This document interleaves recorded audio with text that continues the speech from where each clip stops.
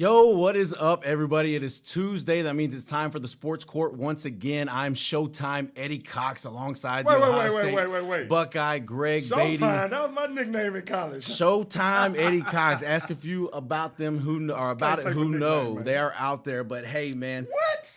It is time for another one of our little back and forth sports shows that we like to do every week on Tuesday. It is the Sports Court, and we're in here after a national championship Monday. Now, we're going to talk about more things than just the national championship, as the Houston Rockets and the NBA as a whole are winding down the end of the regular season, and the playoffs are just around the corner. I know a lot of Rockets fans are looking to the offseason. We're going to talk about some of the things going on with this team and some of the young superstars and how we feel like the future may shake out for those guys, and if there is a future for some of them on this team, as well as talk about some of the teams going into the playoffs.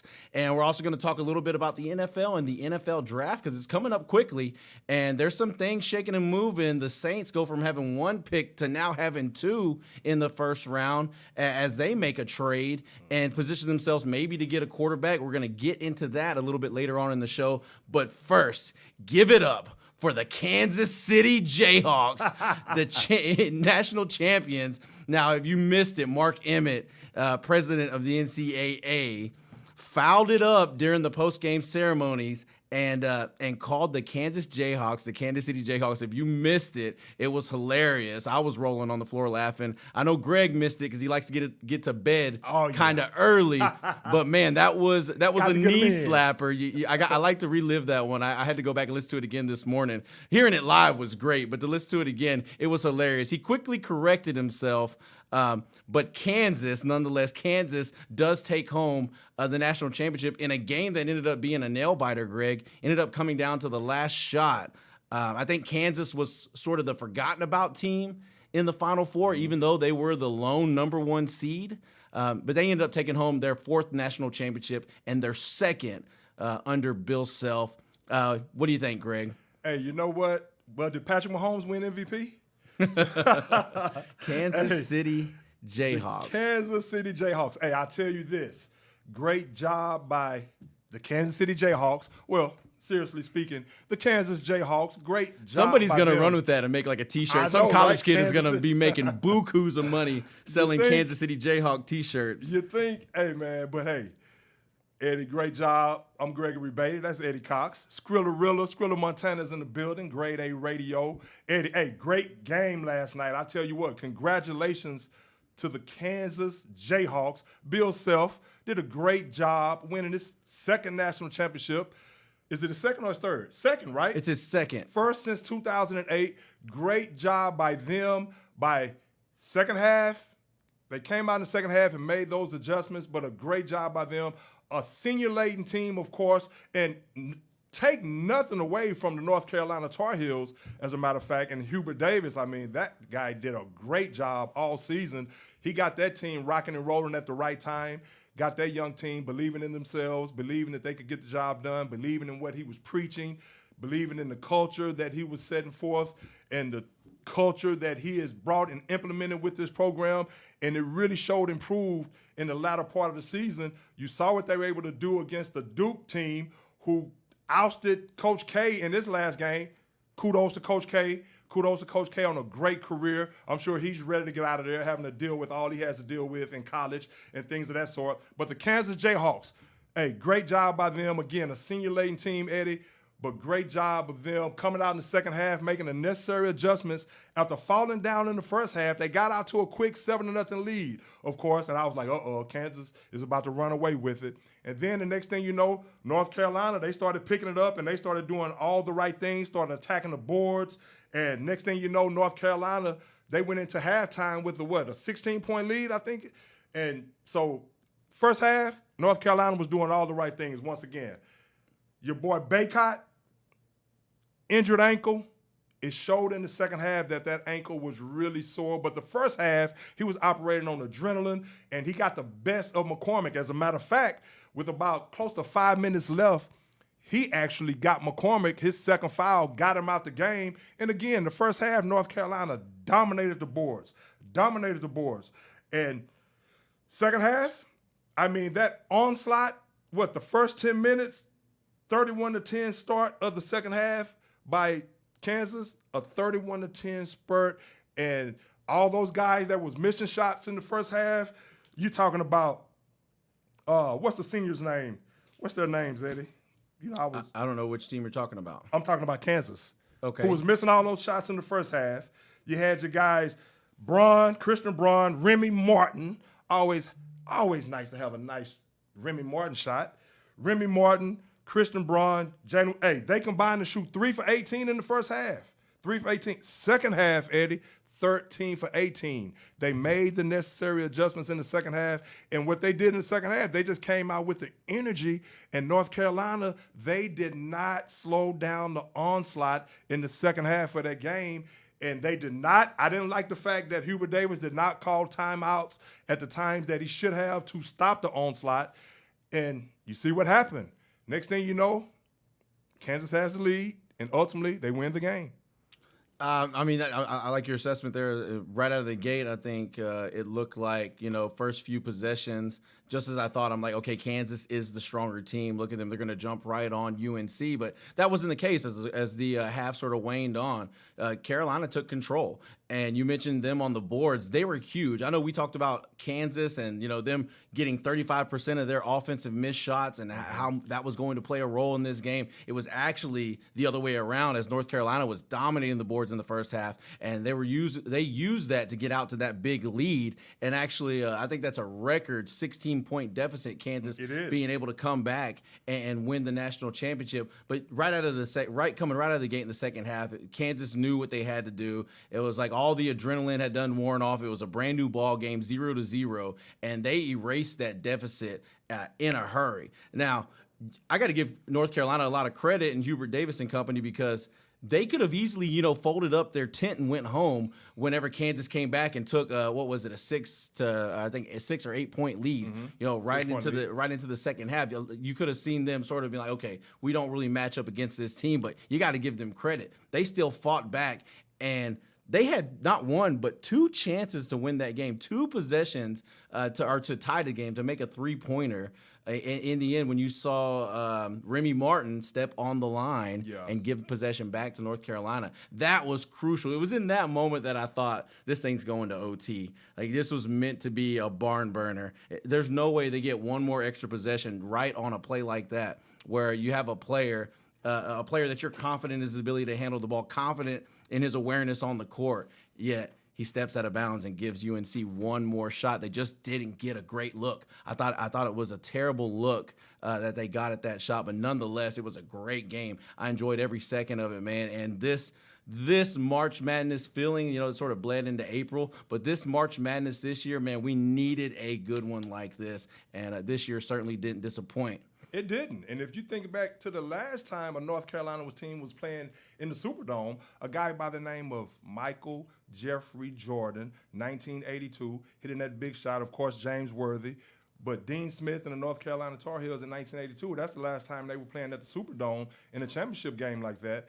And, hey, that game did not disappoint. Of course it did not disappoint. And Dave McCormick, what can you say about him? Again, comes out in the second half and reestablishes himself. He has 15 points, 15 rebounds.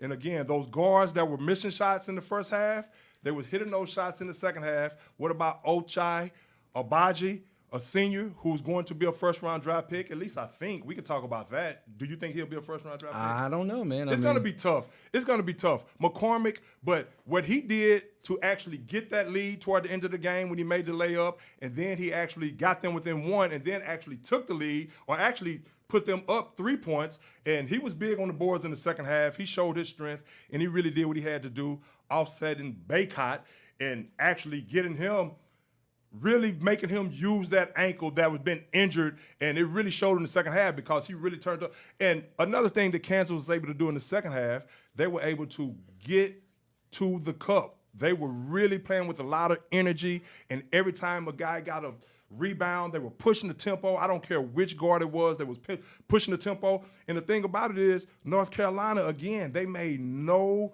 adjustments whatsoever in the second half. Not to take anything away from Hubert Davis and the job that he's done. Great job by him. I love his energy. I love the way he gets his team to play for him. And for him to do what he did in his first season as head coach of North Carolina, what a great job by him. But all the credit goes to Kansas, again, for coming out in that second half and really showing that they wanted this championship, and they made sure that that championship trophy to the Kansas City Chiefs or the Kansas City Jayhawks. They made sure that they were going to garner that trophy, and they did that. And great job by them in the second half, again, for coming out and just really just showing that they were not going to be denied. So, hey. It's important to note, too, Kansas, their depth helped them a lot in this game. Now, I know they tightened things up, didn't play as many players as they had played earlier in the tournament, but they certainly ran a little bit bigger rotation. I think they ran 7 guys when UNC was running 6. Well, that's the thing right there. And later on in the game, you could tell, Greg, that it showed that UNC started to wear down. Them shots started to, to come flat a little bit, and you could tell on the boards and in the paint. That's whenever your boy McCormick took over, and especially after Baycott went out. And it's important. I mean, Baycott gave you could almost call it like a heroic performance on that ankle. You knew it was busted up. He still tied, for the as the leading scorer on the Tar Heels. And he was on his way to go up and make another bucket whenever he twisted the ankle again, and that ended up being when he came out for the rest of the game. But it's important to note that, because right after that, you could tell they were attacking Brady Manick with McCormick, because there's a clear size difference there, and McCormick's just too strong and too tough. Even against 2 defenders, he's still able to go up and get the ball in the hole, and that paid dividends for Kansas in the end. It really did. And another thing I think that actually hurt North Carolina, and I'm not sure if it really played, but you have to think about the emotional win that they were coming off of against Duke, their rival, in the game prior to that. So how much juice did they really have left in the tank in the second half? Obviously not that much. And again, they didn't make the necessary adjustments, and Kansas made the necessary adjustments, and they played with all the energy, and they had the depth like you're speaking of. But I wonder if emotionally and physically, of course, if North Carolina was just drained in that second half. But, hey, great job by Kansas getting the job done. The Kansas Jayhawks, the 2022 national champs, college basketball. I'll tell you this, though, Eddie. I'll tell you this. College basketball, to me, still, now, I don't think Kansas is a great team, even though they won a national championship, not to rain on their parade, but I didn't really see any great teams in college basketball this year. But, hey, they won a national championship, so can't not argue with that. I'm not one that's going to argue with parity. Anytime that you've got, competition at its finest, where you've got a 15 seed making it all the way, where they make it to the Elite 8, that just tells me that you're getting there's a lot of good young ball players, and just because there's some of these kids that aren't making these D1 squads doesn't mean that they're not gonna are these big blue blood D1 squads doesn't mean that they're not gonna start bleeding over into some of these smaller schools, and you're gonna start seeing some of these schools make runs because these players are going to step up on the big stage, because that's what great players do. And there's just so many kids right now, young kids working. And that's why the sport is continuing to grow. AAU, as big as it's ever been, these kids are just getting better and better and better. And there's more of them. And there's only so many scholarships to go around, Greg. I mean, they are. And see, that's what I was talking about Coach K, though. The reason why I'm sure, like, a lot of people are wondering, is Coach K going to come back and coach another year? No, he's not going to come back and coach another. Why would he want to do that? Why would he want to put himself in a position where you get these great players, especially at blue bloods like Duke and Kansas and all these type of schools, where you get these great players? Now, Kansas was fortunate enough to have a senior-laden team. I mean, you look at Obaji, he's a senior.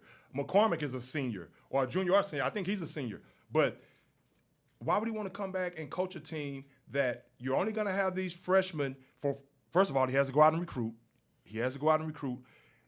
And you're only going to have these players for 1 year, maybe 2 years. Then they're going to go to the pros. And again, you have to deal with all this recruiting and things of that sort. But I agree. That's why I said it a few weeks ago, that the parity right now in college basketball, that's why I was talking about. That's why I say it's not one great team, because you saw how competitive all these teams were. And I agree that it is a lot of talent, but it's just something that just doesn't keep my attention throughout as far as college basketball is concerned right now. But I do like the fact that these players are talented right now, And I said as much a couple of weeks ago. I said, hey, you look at these games, when you do watch these games, these players are looking at it like, hey, I don't know what you all are talking about because we're out here balling. And I agree with that. It's just something right now that's missing. Yeah. Well, maybe it's the parity like we're speaking of. But Kansas is not a great team, but they were the best team last night. Not to rain on their parade again, but they were the best team last night, and they won that national championship. And, hey, we'll see what happens moving forward. Kansas is going to be right back in the mix again. Again, they're a team that's always going to reload. They don't rebuild, so they're going to get the top recruits, some of the top recruits in the nation. But the way they won it, and any team that, reels off 6 wins in a row and the type of pressure cooker situation that you're going to be in the NCAA tournament, win or go home. There's no tomorrow if you lose. To reel off those wins and then to have yourself on the ropes against a team that looked like destiny was on their side after how you mentioned ousting Coach K and coming in maybe as an 8 seed, making it all the way to the final game. And they had Kansas on the ropes, but for them to respond the way they did and come back and still win that game and find a way to hold off UNC in the end, nobody deserves it more than they do. They really wanted it, and they went and got it. Yeah. I mean, even though they didn't beat a great team, they actually deserved, like you said, they deserved to win, and they did what they had to do to get it. They can only play who's in front of them. And, of course, Bill Self, he had the scandal a few years back, but now – he's sitting at the top of the mountain, and congratulations to him. And all my boys at Ohio State that's listening right now, just heard this guy try to jack my nickname Showtime. He didn't know. I didn't tell him. All my boys sitting back like, come on, man. But, hey, speaking of Ohio State, Eddie, Thad Matta, the former coach at Ohio State, he's actually going to be the coach at Butler right now. That's a quick tidbit. He's going to be the coach at Butler. He's going back to Butler to coach. So congratulations to him for nailing that down.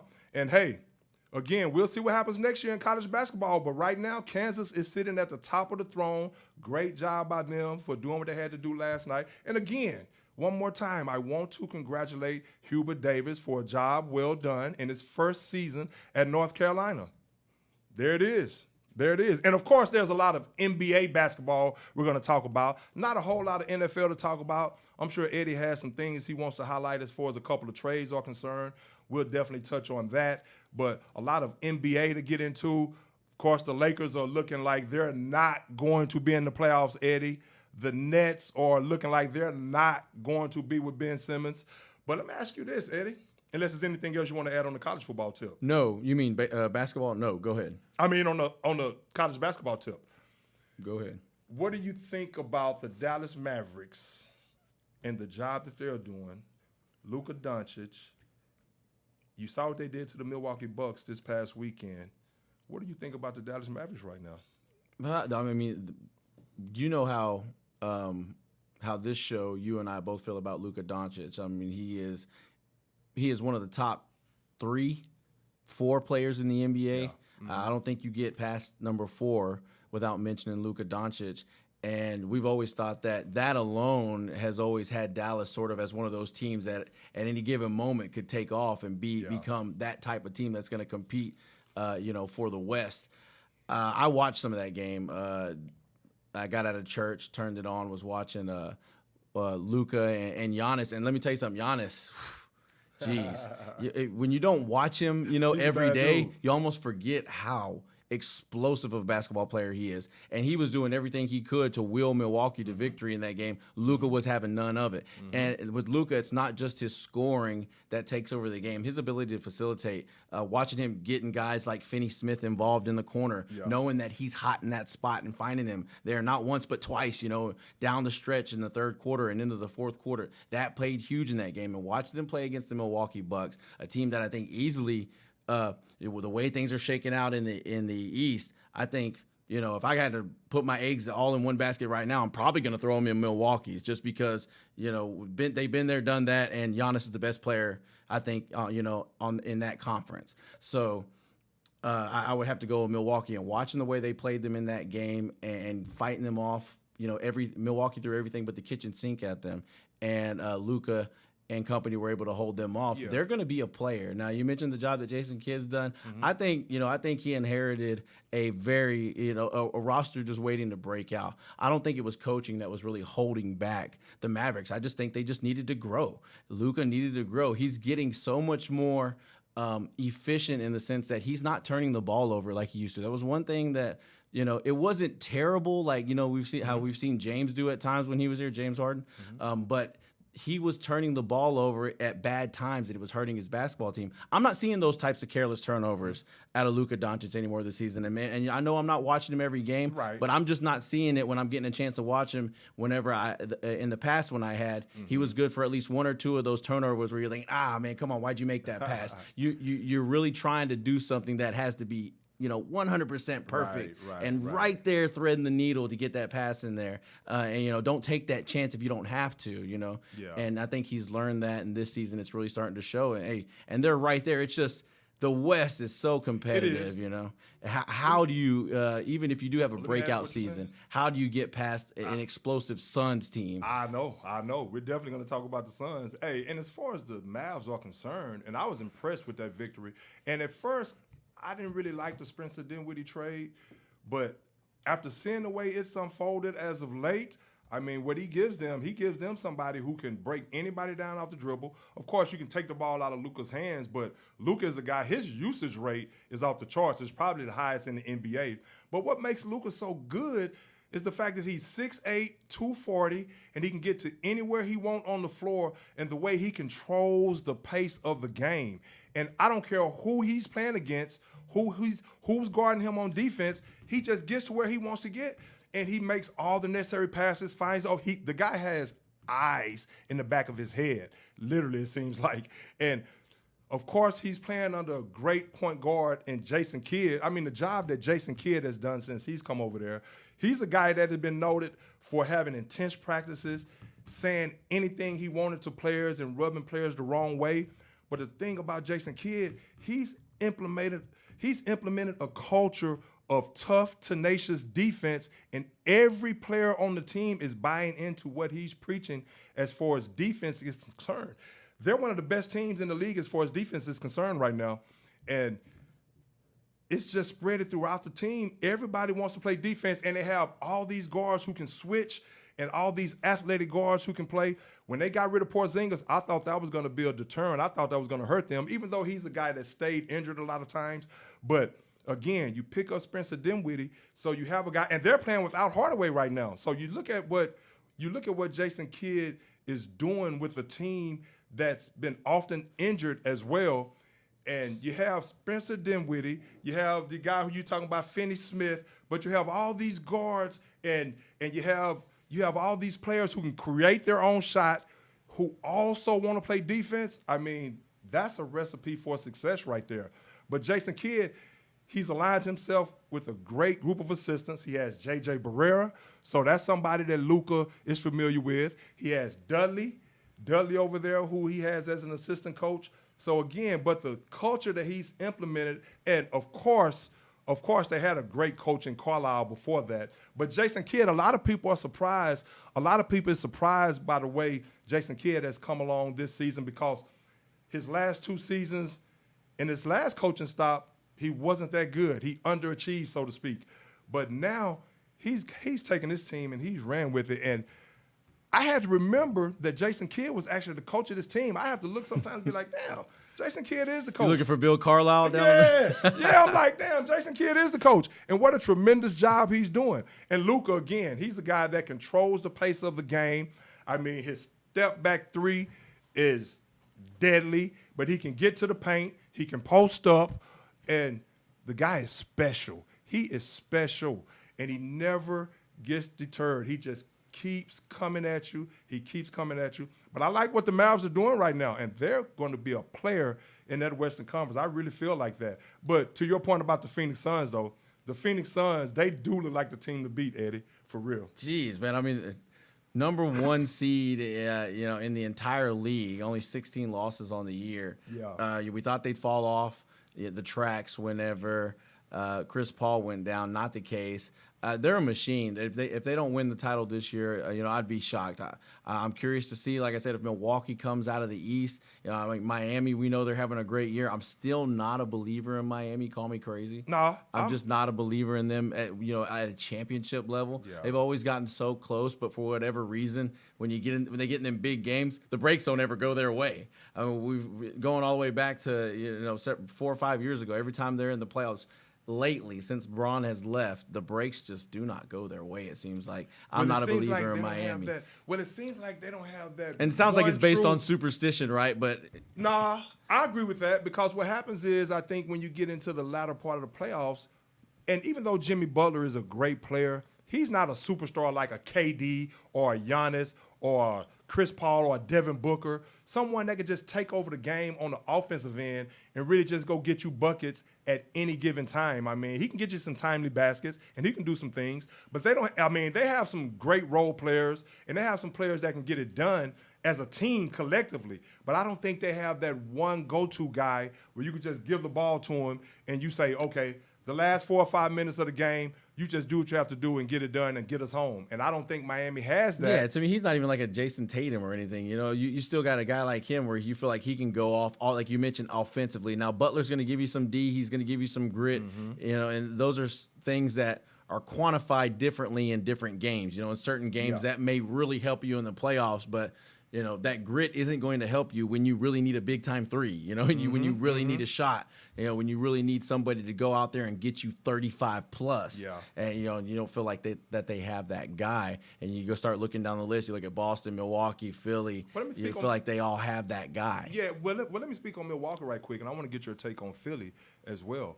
Milwaukee, I say Milwaukee comes out the East as well. And if it's not Milwaukee, and I hate to bet against KD, but right now I'm just not seeing the defense played by the Brooklyn Nets right now to really pick them. And again, we could talk about them in a second as well, as far as KD taking the blame for that team getting derailed. But the Milwaukee Bucks, what you see right now with the Bucks is, of course, Giannis, like we're talking about. Giannis is playing at an MVP level again, and he plays. The guy looks like a man playing with boys out there when you watch him play. He really does. He really does. He is that dominant as a player. But now you add Brook Lopez to the fold.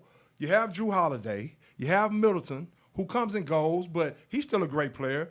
You have Connaughton back now. I just think the depth that Milwaukee has to go along with a superstar who can take over a game like we're speaking of, a superstar and Giannis, an MVP-type player, Milwaukee has all the makings to repeat, or at least to come out of the East. I really think they do.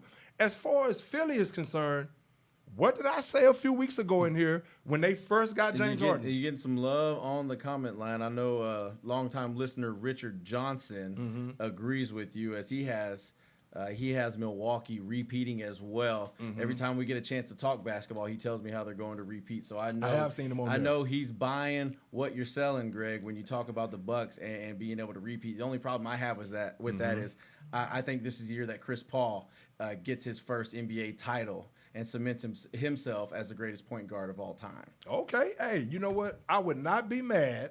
Eddie, if Chris Paul actually won a ring this year. Of course, I'm still going to roll with Golden State because that's who I picked, and I want to see them healthy. I'm getting concerned about Steph and that foot right now.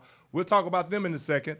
But Milwaukee, I mean, hey, what can you say about Milwaukee? They can play some defense. They can get whatever they want on the offensive end. Giannis controls the game. What he's doing now, he's actually controlling the game at the free throw line as well. Now you can't just send Giannis to the line and he's knocking down. He has a mid-range game to boot. So now you can't just send him to the free throw line or foul him thinking you're going to stop the momentum that he's bringing, because he can go to the free throw line and knock down shots at will now. He's doing a great job. So it shows you how he's elevated his game and how he's working on his game in the offseason. And that shows you the signs of a great player and a guy that wants to go down as one of the best to ever do it. When his game continues to grow in facets like that, as far as free throws and things of that sort. So now it's like pick your poison. Pick your poison.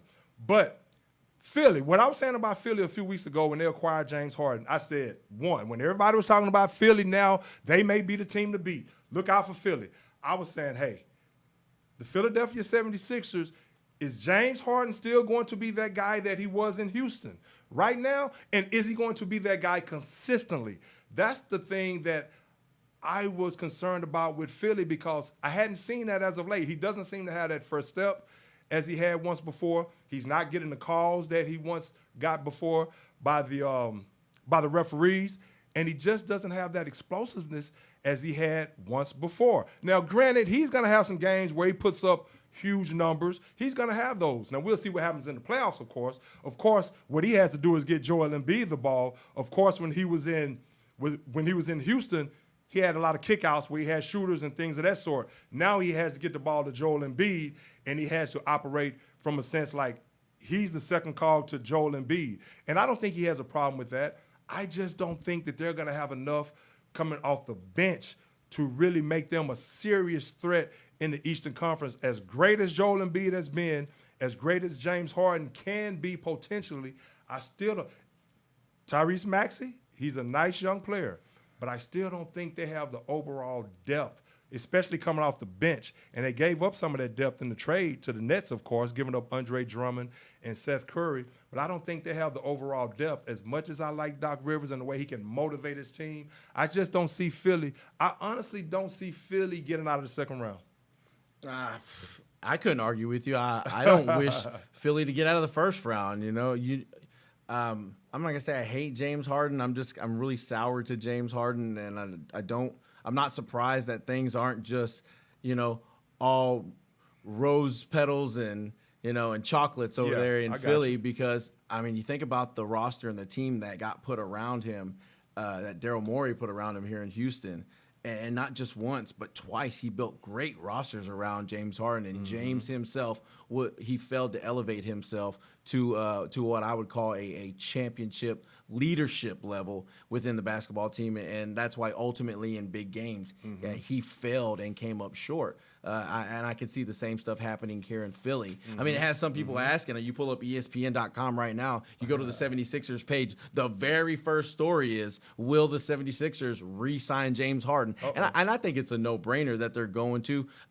Morey's been married to Harden for a long time, and I don't see him going away from that. I think he feels like, you're better off with that guy than you are without that guy. And you just hope that maybe a coach like Doc Rivers, after he works on Harden for a year or so, can get him to do the things that he needs to take his game to the next level. We're not talking about just as a scorer. We're talking about as a leader, like and as the focal point of a team. That's why they're going with Embiid. It should be Harden. Any offense that James Harden runs, James Harden should be the focal point of. That is what works. That is what is explosive. And then it helps when you have a guy like Embiid, whenever teams finally have Harden figured out, or they're able to beat him up in the paint, you've got a guy like Embiid that he can loft the ball to, kick it out of the paint, who can also shoot and stretch the floor. That's why it should work so well in Philly. But James still has to be a better version of James Harden than what he's been his entire career, and I just don't see that happening. In the playoffs especially. Yeah. In the playoffs especially. He seems to run out of gas. I think that's the excuse we always made here in Houston. We're real good at making excuses for some of our superstars. I tell you what, I've lived here my entire life. I'll tell you, we do make some excuses here when it comes to our guys. And it's because at times, James won you over with the magic that he was able to do. There are nights that he was unstoppable and couldn't miss. Or if he's got so many 50-point games to his name, I think does he have the franchise record for the Houston Rockets for 50-point games? I believe he does. I think he does. I think he passed Hakeem Olajuwon. Yeah. You tend to make excuses for the guy because you see all the great things, and you just wonder why every year when you get to that point, you kind of see him, shrink in the big moment. Right.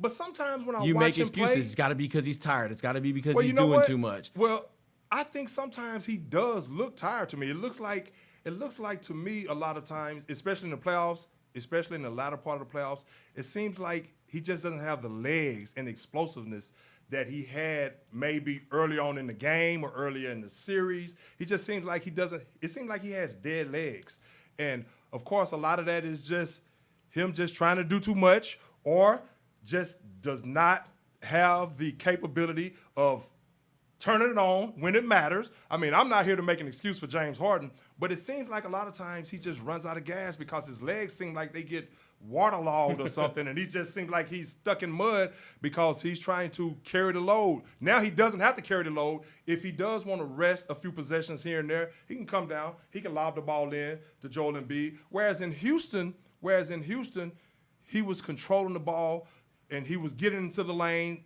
and he was dishing off here and dishing off there, and he felt like he had to be everything. Now he could just come down, he could take him some possessions off, dump the ball into Embiid, let Embiid get some guys in foul trouble, slow the game down, stop the clock where they go to the line, and he can sit there and rest. We'll see what happens. I just don't think they have the necessary depth to really do anything. And as far as the the Brooklyn Nets are concerned, KD put up a double nickel the other night. I mean, the guy is special. But again, is KD and Kyrie going to be enough? I don't think so, especially when they're not playing defense. You see what KD said, that it's his fault that the team got derailed like that, which I don't agree with. Talking about his knee injury, saying that the team, if it wasn't for his knee injury, the team's chemistry, essentially what he was saying was that the team's chemistry would be a lot better. I disagree with that because even still, you still had Kyrie Irving who could play every other game, or he couldn't play certain games. Now he's able to, but then you still don't have Ben Simmons as well. And then you have James Harden, who, because, in my opinion, the way Kyrie Irving handled the situation, he wanted out. He wanted out of Brooklyn, and he got out of Brooklyn. So I think that was KD just taking a high road right there and just really just putting all the onus upon himself, realizing that, hey, it's not going to do me any good to really bash into my teammates right now. Let me take all the blame right now for whatever is going on, because he knows when it's time, he's going to perform. He's going to perform. But I still don't think the Brooklyn Nets has what it takes on the defensive end to really make a run, because you have teams like the Celtics, Eddie. The Celtics are a team. Let's see if the Celtics can continue their ascension, because what they've been doing now, of course, they're playing without Robert Williams right now, but what they've been doing on the offensive and defensive side of the ball, they seem like a team, in my opinion, if it's not the Milwaukee Bucks coming out of the East, which I think it will be, barring any catastrophic injury to said Giannis.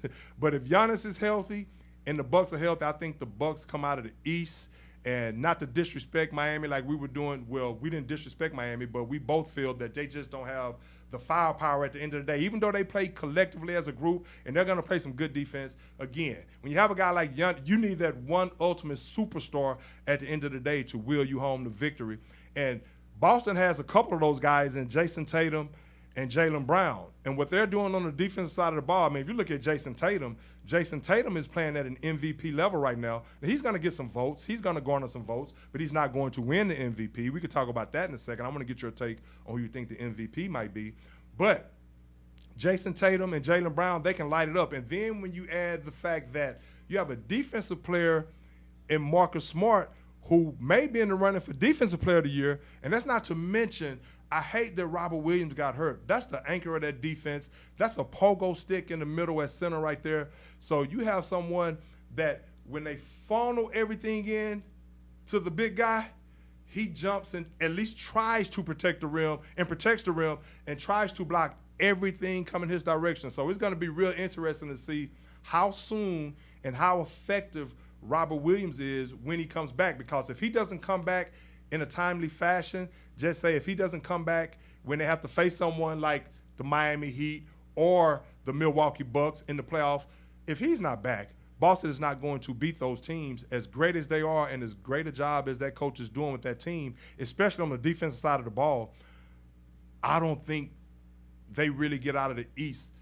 But what they've been doing as of late, in the second half of the season, especially the way they've gelled as a team, and again, how tenacious they are on the defensive side of the ball, Boston is a team to be reckoned with. And Jason Tatum is a legit superstar. I can't argue with you there, man. I'd love to have that guy wearing a rocket red. That'd be great.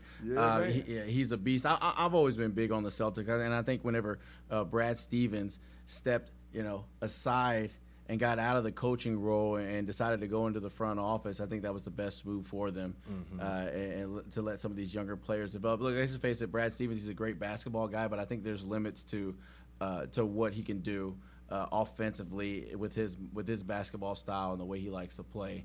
I think there was a little bit. I think they were a little bit held back with him as their coach. Great college coach, good NBA coach, but I think he left something to be desired, and now you see why. As you're watching these guys flourish, especially Tatum, to straight superstar status. I think where in the past he's shown flashes, but I think now legitimately he's there. Like, there's no question about it. He's just evolving as a player. He's growing as a player, and he's just doing it on both sides of the ball as well. And he's just more comfortable. The game has slowed down for him, and now he's letting his talent take over. Like I said about Jason Tatum a while back, I did not realize that he was that athletic. And he has a mid-range game as well. So, and that's what I always say. When these guys really take advantage of that mid-range game, and I like the fact that Giannis has done that as well. If they incorporate that mid-range game to go along with the three-point shooting that all these guys like to do and all these teams like to do, I just think that bodes well for players' individual success. And I really like the fact that Jaylen Brown also, him and Jason Tatum, they're playing well off of one another right now, and they both know that, hey, it's enough out here for both of us to eat. And in order for us to be a great team, we have to play together, we have to want to play together, and we have to trust one another. And that's definitely what they're doing. And kudos to the head coach for that. You don't say his name for me, Eddie. Who's that? The coach for the Celtics. Why am I drawing a blank right now? Gosh darn it! Okay. I didn't want to put you on the spot like that. You know me. I'm over here. I'm looking up what I wanted to bring up to you next, and I'm drawing. But the head coach for the Boston Celtics, man,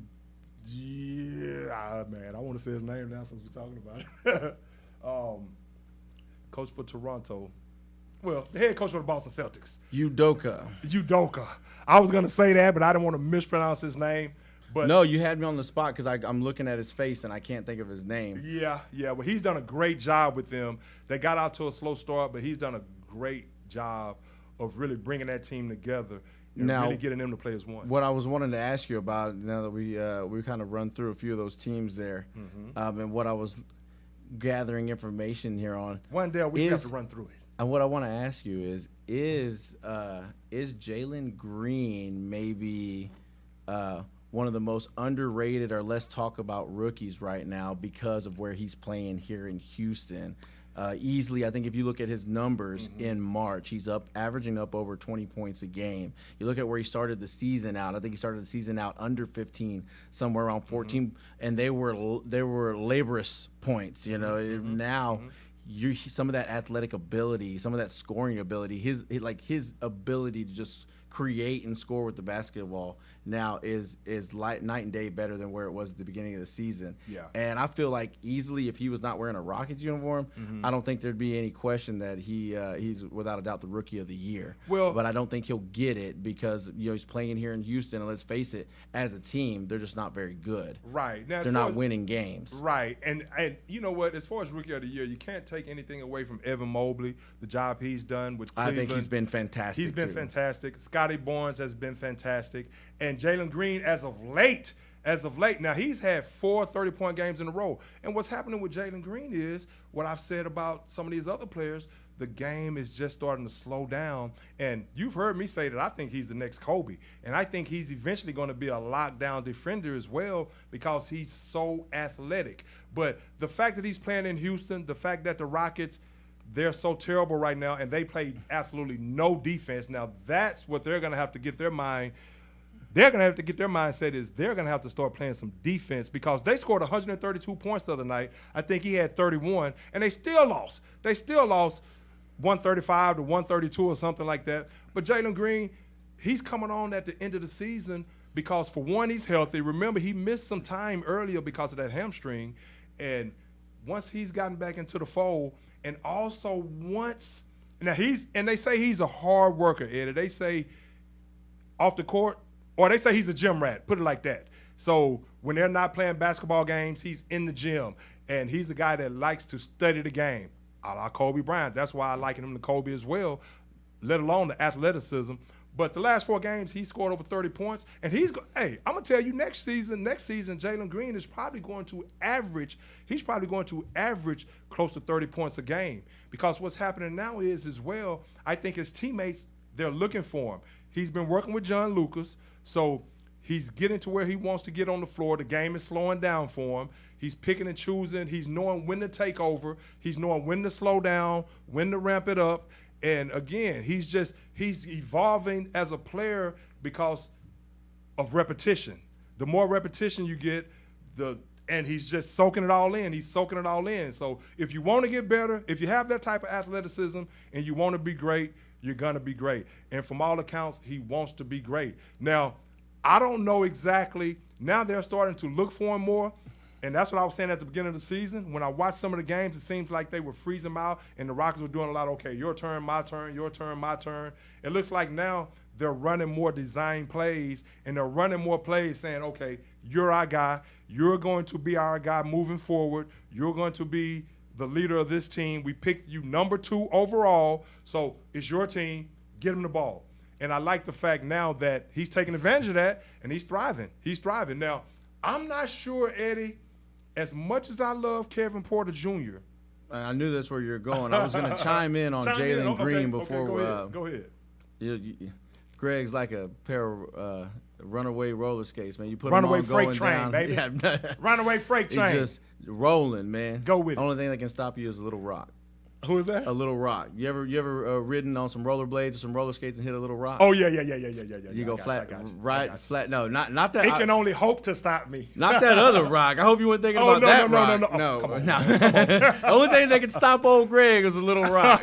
No. Hey, there has to be a bunch of them. There has to be a bunch of them. No. And they can only hope to contain me. Now go ahead, Eddie. No, but with Jalen Green, Greg, you brought up how he was injured. I think he had 2 weeks out of the lineup that he was sidelined. And you mentioned how he's a gym rat, he's a student of the game. It's important to note, like, he took that time to sit there and look at his game from an outside the box perspective. Look at what he can do to understand what's going on around him and how he can perform better in it. And he came back after the injury, and like you said, it's been nothing but gradual progression the entire way until now, where, I mean, if he plays like this, let's say this becomes more of the rule rather than the exception, and he's a 30-point-a-night guy, or close to it.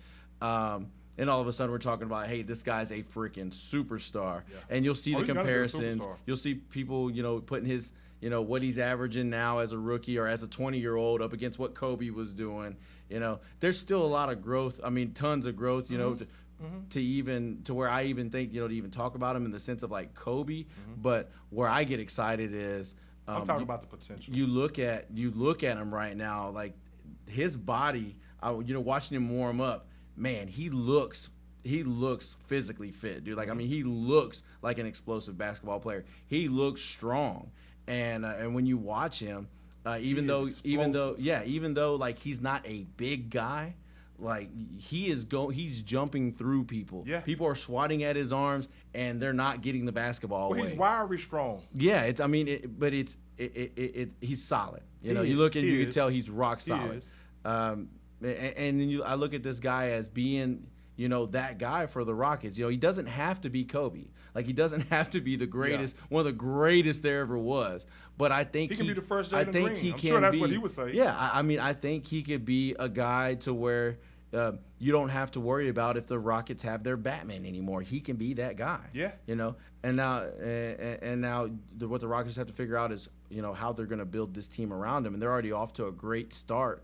You gotta like what you've seen out of there's all 3 of their first round picks, including Christopher. Christopher is a guy who I think the more he gets to play, the better he's gonna get. I mean, we haven't even seen close to how good Josh Christopher can be. And, you just go through and you watch. I like to sit and watch stuff on YouTube about the Rockets, watch some highlights. Yeah. And man, there are times where this guy really flashes, and then you go back and let me see, what he did in college, and you go watch him at ASU, and you look at him just doing acrobatic-like things. This guy is an explosive athlete type of player, and it's just going to take him a little while for his game to grow into that at the NBA level. But once it does, you're looking at a future for the Rockets. If those three guys end up hitting the way they're looking like they may hit now, and then they figure out what they're going to do at the point guard position, watch out. Hey. And like you said, transitioning into our next subject with Greg, Kevin Porter Jr. Greg, hit me up last night. Kevin Porter Jr. is not the one. He's not a fit for this team. He is not the guy for point guard at this team. Greg, tell him why. Well, you know what? Why KP Jay is not the guy. Well, I'll say it like this. Now, not to take anything away from his talent, he's a tremendous talent. Speaking of the aforementioned Jalen Green, I think Josh Christopher is more suited to play alongside Jalen Green because he's more of a point guard, a true point guard. I think KPJ is more of a shoot first type point guard, a tremendous talent once again. Now he can put up a 50-piece on you at any time. But if you watch him play sometimes I don't think he plays smart.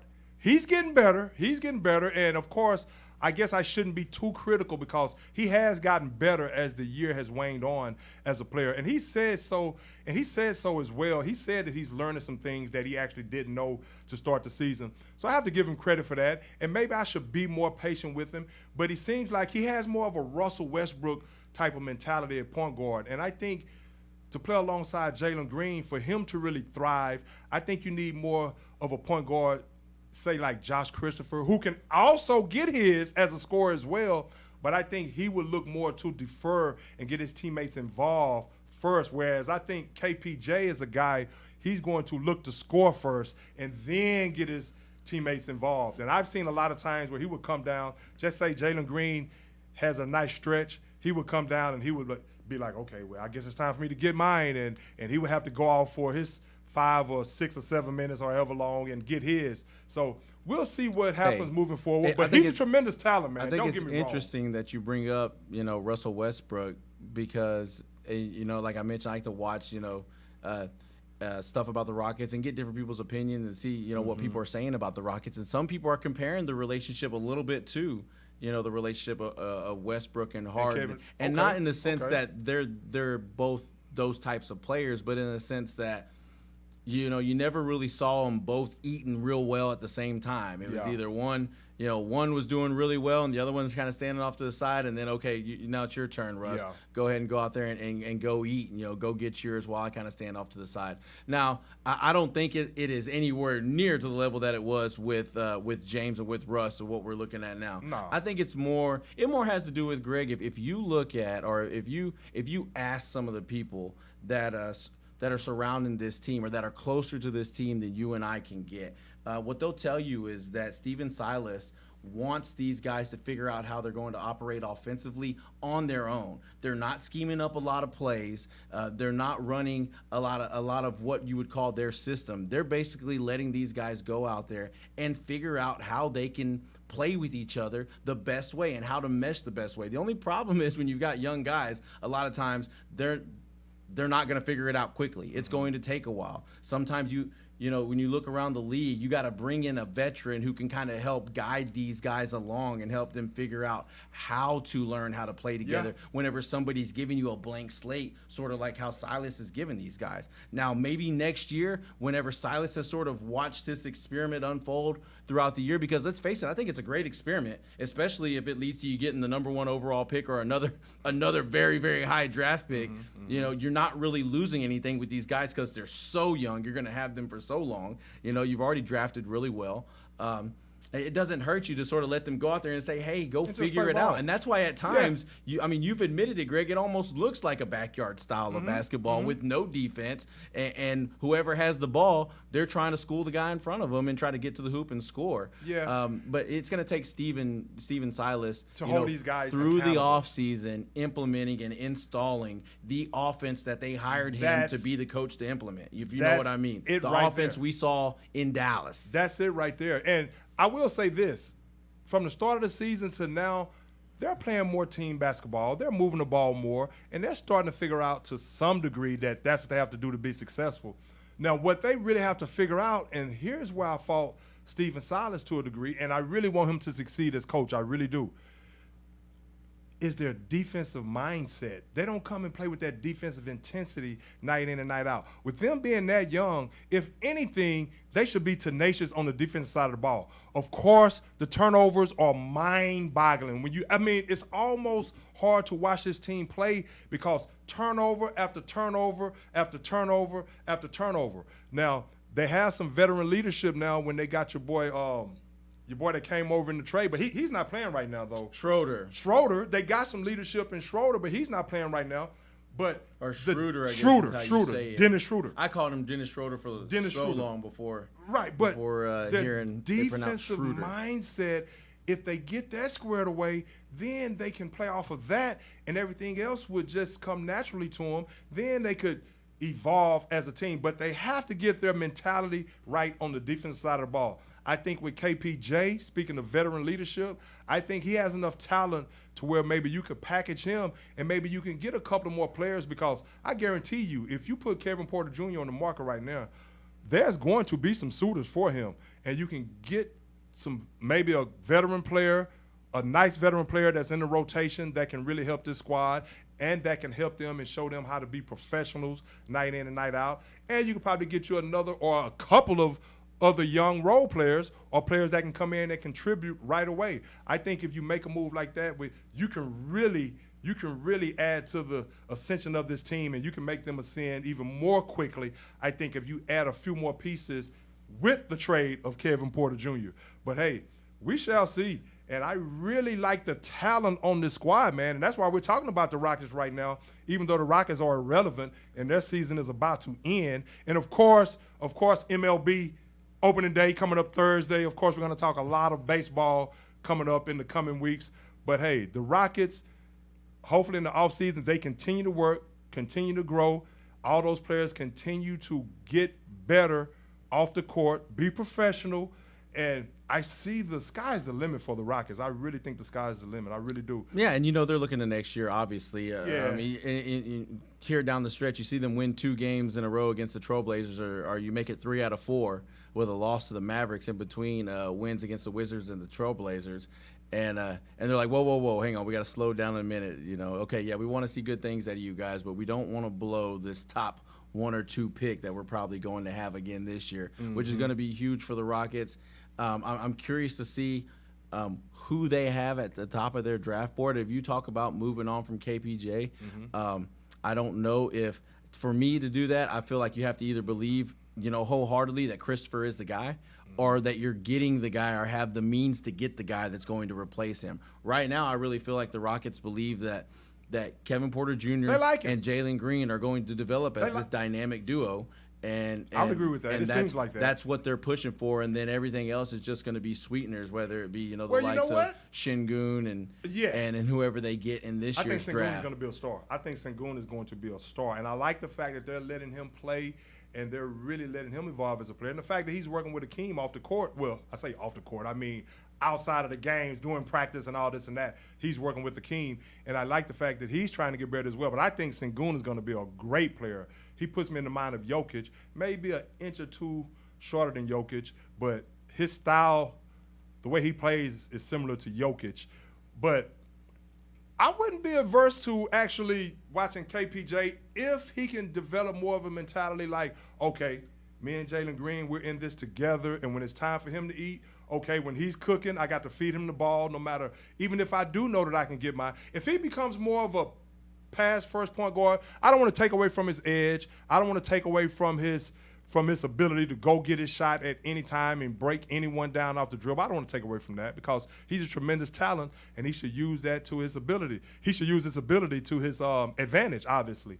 So I don't want to take away from that. But if he can actually tone it down as a player and make more sound decisions, more true point guard decisions, I would not be adverse to Jalen Green and Kevin Porter Jr. moving forward. Then it's going to be because Christopher is coming on as of late, then it's going to be, okay, what are we going to do with Christopher? Because he's going to feel like he should probably be starting somewhere. How long is he going to want to back up Kevin Porter Jr.? Or you just slide Jalen down to the 3.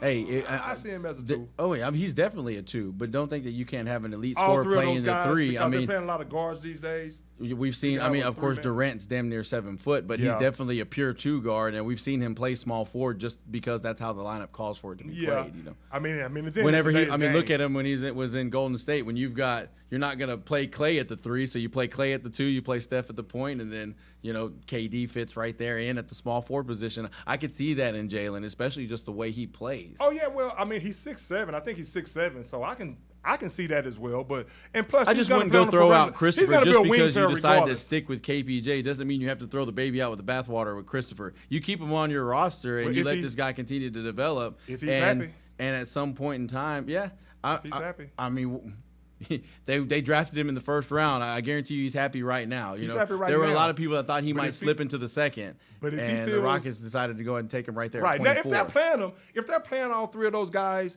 along with a couple of bigs that can get it done inside and attack the boards and get rebounds and protect the paint. Yeah, I mean, I can see those right now, playing. there's only so many minutes to go around, and you want Jalen Green and KPJ getting as much as you can. Well, the thing with Josh Christopher is, I think Christopher's playing he's playing 16 to 18 minutes a game, maybe. Yeah, and see that's the thing. If he can get his minutes, because if he keeps flourishing the way he is, he's going to want more like 25 to 30 minutes a game. But I agree in the sense that you just don't throw him out right now, and because there's so much talent on this team right now, and it's going to be interesting to see what they do in the draft. Now, who is your MVP before we move on? You listen to the Sports Court. I'm Greg. That's Eddie, the show that keeps it 100% of the time. Who's your MVP? I've got Nikola Jokic. Hey, man, I would agree with that right now. At first, I thought Embiid, but Jokic, what he's doing with the team, just think how dangerous the Nuggets could be if they got Jamal Murray back, which they probably won't. He may come back in the playoffs, but of course that knee is getting sore. I tell people, after those knee surgeries, that knee gets sore for most people, if not all. You look at what happened with Klay Thompson. Klay is still dealing with knee soreness every now and then. Hopefully he can get it clicking going into the playoffs if Steph's come back and Draymond and all this and that. So I'm still rolling to Golden State. But as far as Denver is concerned, Jokic, what he's doing, the guy's averaging almost 14 rebounds a game. He's averaging like close to 27 points, I think it is, a game, 13.7 rebounds, 8 assists. But what he's doing with the team, and he's doing it with all role players at this point. He doesn't have his second and third best player on the team right now, and Jamal Murray and Michael Porter Jr. So I would go with Nikola Jokic as well. But Giannis is coming on strong as well, Eddie. Oh, I mean, Giannis is getting to that point where kind of where we were with LeBron, and I know some of our listeners who are chiming in on the comment line. Not big fans of LeBron. They're like, man, these guys bring up LeBron all the time. But I bring him up to say that I think Antetokounmpo is getting to that point where every year you could almost give him the MVP because he's that freaking good. At some point, they got to start looking elsewhere because he's just that good. And LeBron was like that for so many years where you could have easily given it to him every year, but out of the spirit of, changing things up and because other people are worthy. I mean, just because LeBron James was that great or Giannis is that great, other players put together or put up numbers and put together seasons that are worthy, and that's why you're seeing these guys happen. That's why I picked Nikola Jokic because Antetokounmpo gets 2 in a row. I think Jokic deserves 2 in a row, especially whenever he's played well enough to do so. And then at some point, then they'll be like, okay, who's next in line? Yeah, and I mean again, Jokic has done it with his second and third best player out. One thing about Giannis, he's had Drew Holiday and Middleton the entire season. Not to take anything away from Giannis. Again, Giannis is a top 2 or 3 player in this league. Like you're saying, a lot of people think he's number 1. Right. But he's had his full complement of players other than Brook Lopez. But as far as his main 2 players, Drew Holiday and Middleton, they've been there the entire season, whereas Jokic has not had his players. Embiid has fallen off a little bit, even though he's going for the scoring title. Him, LeBron, and who else is it going for the scoring title? LeBron, it's going to come down to probably the last game of the season, and LeBron is not playing against the Suns tonight, but I bet he's going to play in probably these last 2 games to make sure he qualifies. But Embiid, LeBron, and is it Devin Booker for the scoring title? I don't have the list Well, I tell you in what, front of me. you know the last time that happened when the scoring title came down to like the last day. I don't know if you remember, Eddie. You were probably just been born at this time. But David Robinson edged out the great Shaquille O'Neal by 0.5 points by scoring 71 points in the final game of the season to get the scoring title in, I think, 93-94. And then if you harken back to 1978, David Thompson and George Gervin, they were going for the scoring title. And David Thompson, I think he had like 60-something points in the afternoon game or something like that. Or how many points did David Thompson? No. He had 73 in the afternoon game.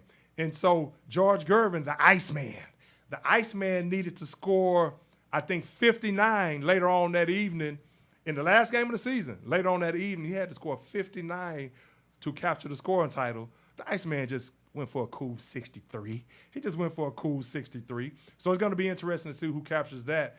But the Rookie of the Year is probably going to be Evan Mobley, or Cade Cunningham is playing at a great level too. So it's going to be between Cade Cunningham and Evan Mobley. I think Jalen Green, he picked it up a little bit too late as far as really finding his groove, but he's playing as the best rookie right now. Hey, I think when we talk about next year and, when we look at, getting down towards the All-Star break and stuff like that, who's having the best season then, who's looking like they're going to be the best player out of those 3, I think we're going to be talking a lot more about Jalen Green, especially when the Rockets start doing some things differently and they start winning a few more games.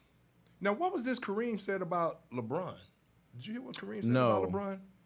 Supposedly he was mad at LeBron for something, I guess for the way LeBron has acted or something. Now, I don't want to say the wrong thing right here, but he had some comments about LeBron James and the way he's conducted himself as far as, I think, dancing on the sideline and doing some things. You know what I think, though? I don't know the exact reason he was mad at LeBron, but I think he's clarified his comments since then. And you know what I think, though, man? And you've heard me criticize LeBron in the past for some things that he's done. I mean, LeBron is a great role model, does a lot off the court.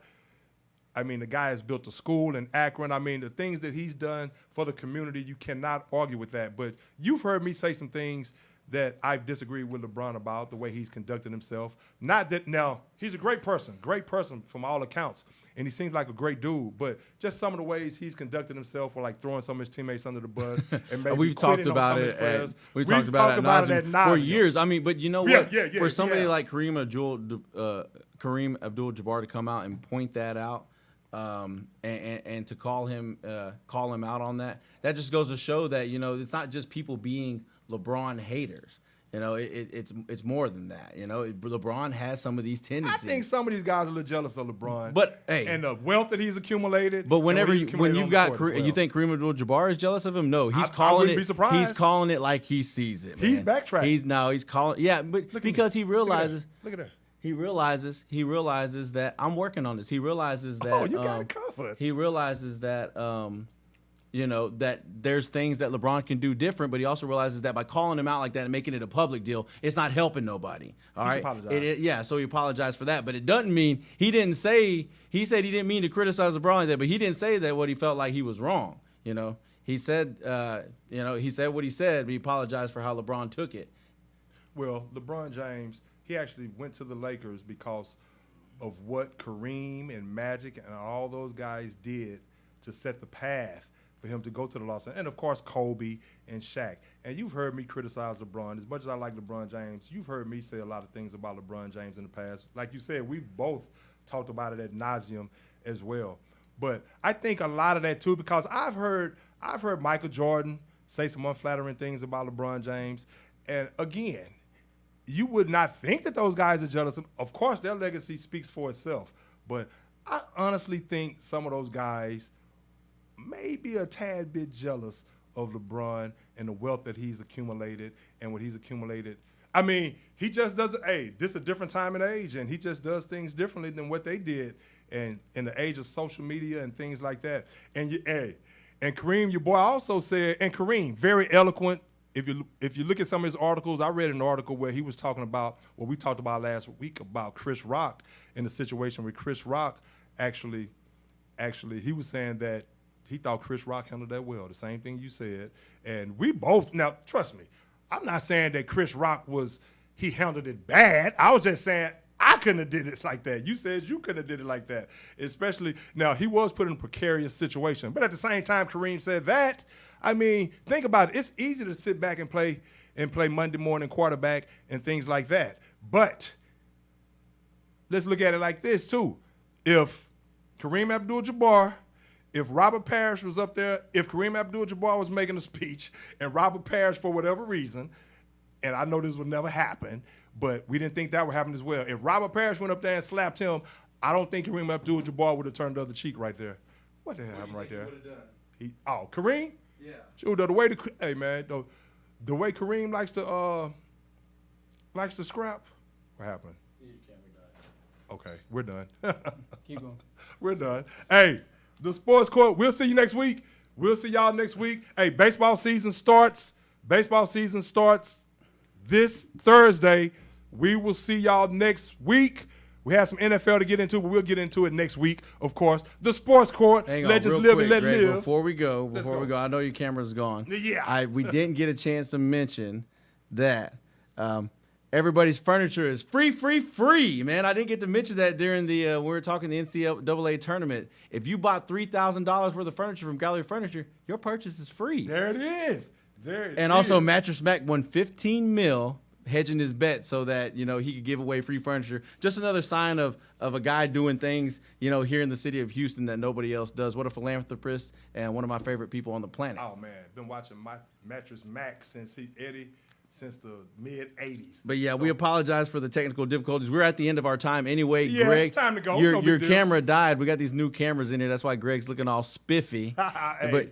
But the camera died, so we're gonna have to get that taken care of. But we're already almost out of time anyway, as we're pushing the top of the hour.